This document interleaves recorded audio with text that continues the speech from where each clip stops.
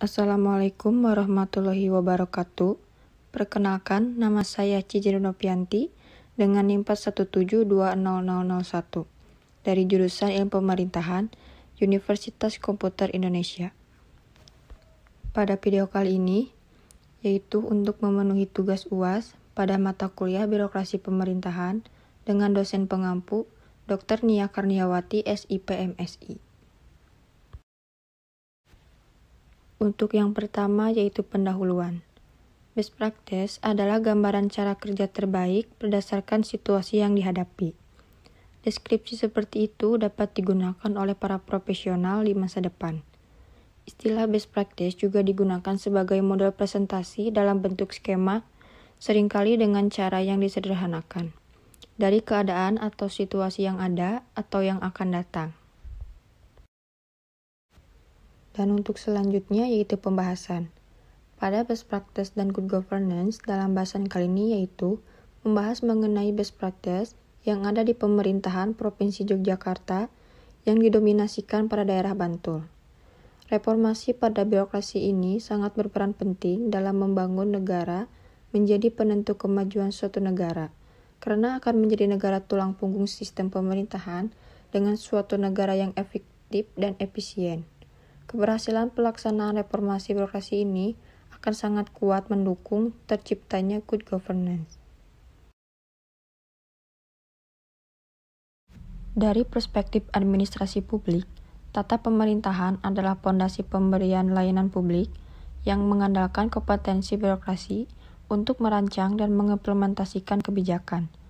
Jika reformasi tidak dilakukan dalam sistem birokrasi Indonesia, saat ini era tidak akan jauh berbeda dengan rezim Orde Baru dalam hal penyelenggaraan pelayanan publik yang akuntabel, transparan, mengikuti aturan, responsif, inklusif, efektif, efisien, dan mengundang semua elemen untuk berpartisipasi dalam pelaksanaannya.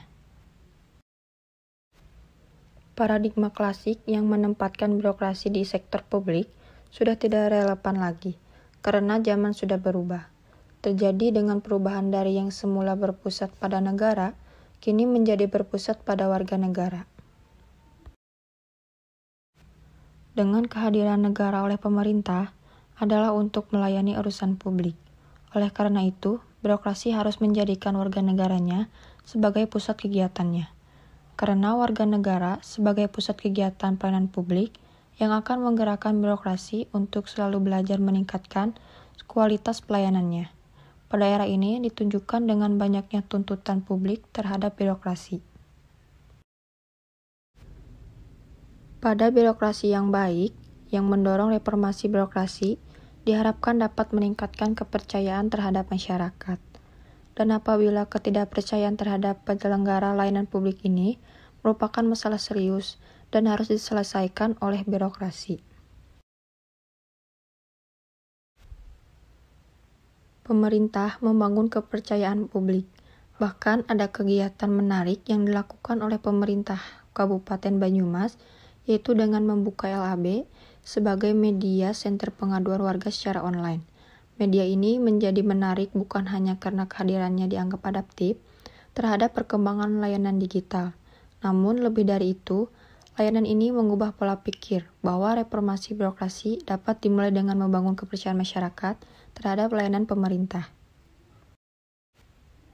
Dengan menunjukkan bahwa pengaduan online tidak hanya fasilitas yang lebih modern saja, akan tetapi dengan mekanisme penanganan pengaduan yang tepat, mereka juga akan mampu mempromosikan organisasi yang bertanggung jawab. Selain itu, mekanisme penanganan pengaduan merupakan instrumen yang efisien yang dapat digunakan kepala daerah untuk memantau kinerja bawahannya sehingga menarik untuk dikaji. Dan Kabupaten Bantul telah berhasil melakukan perampingan secara kuantitatif guna mencapai efektivitas dan efisiensi penyelenggaraan pemerintahan. Dari aspek e-government, pemerintah Kabupaten Bantul melaksanakan berbagai program, seperti yang pertama, membangun jaringan pemerintahan secara online dengan perangkat nirkabel.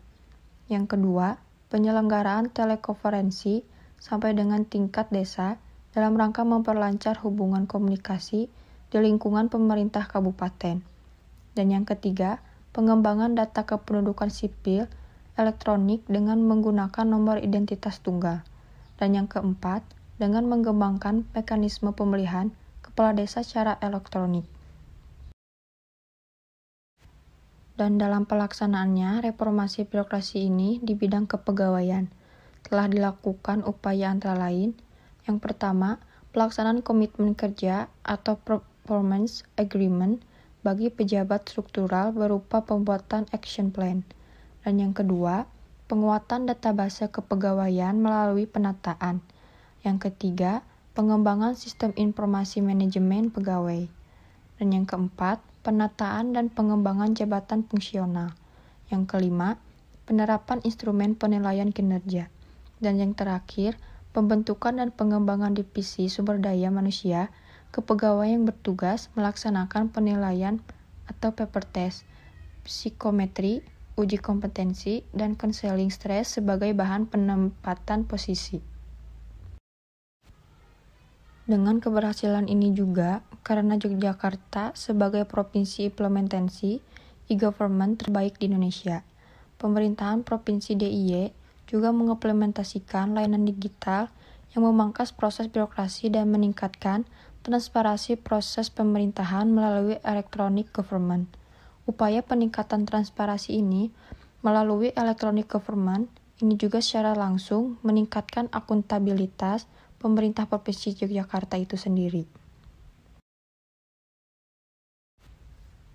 Cukup sekian pembahasan tugas video saya ini, dan terima kasih. Wassalamualaikum warahmatullahi wabarakatuh.